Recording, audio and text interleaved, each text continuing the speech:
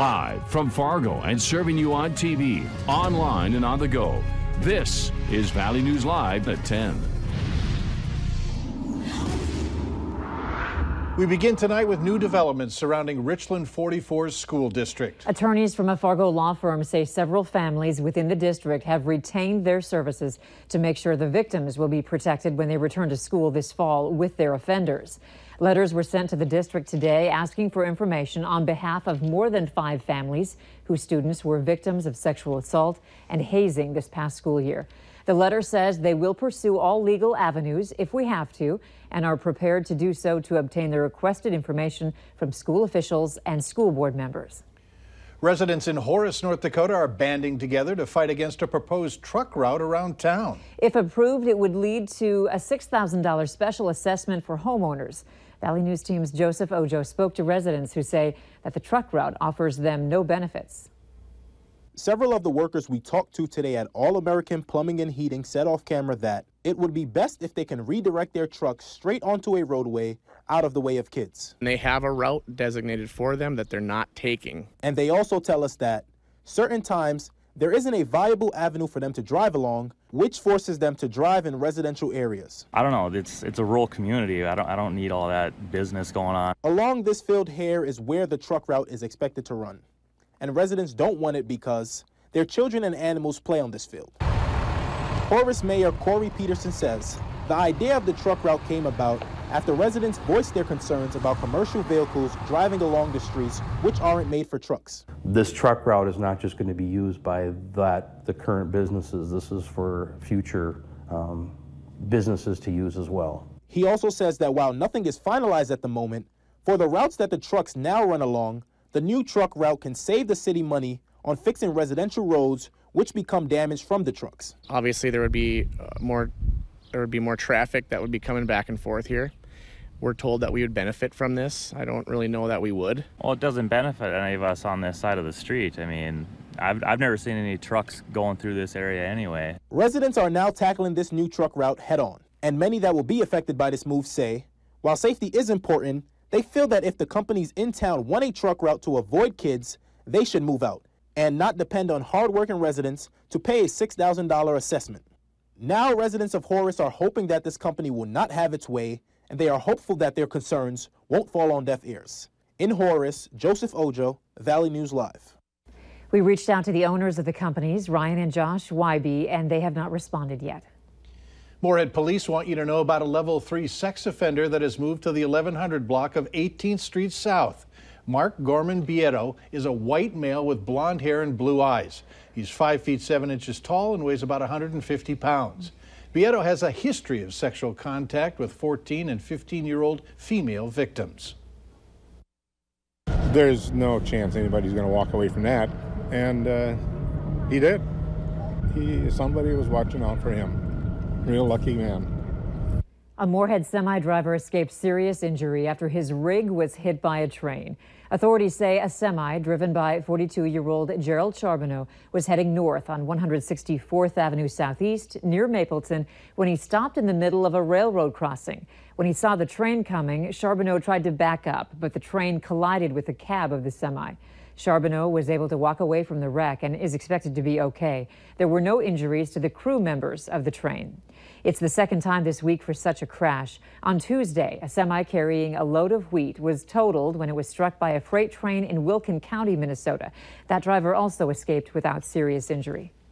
Violent weather in the western part of North Dakota today. It even included some tornadoes. Let's check in with Hutch to find out how our overnight hours are shaping up. Hutch? Well, really, we are going to see some thunderstorms work their way out of the western Dakotas. The risk for severe tonight pretty low, but that's not the case for tomorrow. Clouds out to the west of us, and that's all from the very high levels of these storms here. A few of them in our northeast quadrant of North Dakota counties. These are a little bit of lightning, no hail expected from these as they work their way off to the east at only about 15 miles per hour. Over the upcoming hours, those will continue to spread eastward. Now, as we look down to the south, we have more thunderstorms near Bismarck, and those are pushing in to the Wells County area, Foster and Eddy County, and also Benson County, seeing some showers of rain. There's the strong ones. They continue to be quite potent, although they're hail history has really diminished. So the risk of severe quite small tonight. Temperatures falling into the 60s with increasing clouds. I think we stay dry overnight here in Fargo. Grand Forks, maybe a little better chance of a few sprinkles as temperatures slip into the 50s for you. Tomorrow, a chance for some severe weather, particularly out west. I'll have details on that in a few minutes. Oh, we'll look forward to that. Thanks. Grand Forks County investigators are looking for the man who tried to rob a convenience store last night in Larimore. The clerk working at the time says a man walked into Glenn's Easy Stop holding a note in one hand and a handgun in the other. The note read, "Stay calm and give me all the money in the till."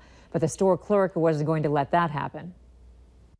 I says, "Why don't you stay calm and leave?"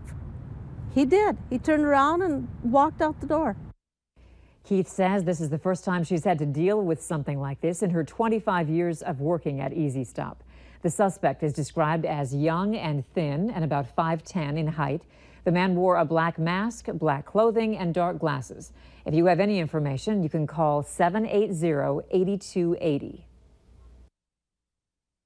We're not after a certain grade, we're after learning, we're after improving. A's, B's, C's, D's, and F's, those are the traditional ways that kids are graded in school. A pilot program in Moorhead measures student progress against academic benchmarks. It's meant to force students to rely on feedback from teachers instead of focusing on letter grades. Valley News Team's education reporter Veronica Marshall explains. In the past, I didn't feel me growing too fast in my language arts area, but this year I have grown more than I've ever expected me to grow. So I'm very, very proud of myself. Austin Altpeter is part of a Gradeless pilot program in Moorhead. He says going Gradeless puts less pressure on him and helps him achieve more. Our teachers feel like more kids are turning in homework now. More kids are buying into the system and trying to understand that they are part of this process. Educators say the shift in focus is motivating students who might otherwise have given up. And the big thing is it kind of takes that pressure off some of those kids that if you do really bad on one test, you didn't dig yourself a huge hole to try to dig out the rest of the quarter.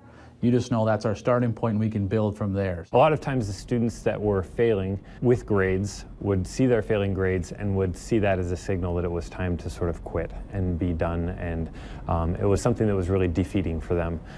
Without grades there is never a point in the year when the student says to themselves, "I'm done, there's nothing to work for." Critics say the program doesn't prepare students for the real world. Staff disagree. I think that employers are much more interested in people being able to work through a process, to grow through those processes, and to be able to reflect on their own abilities and to improve on that.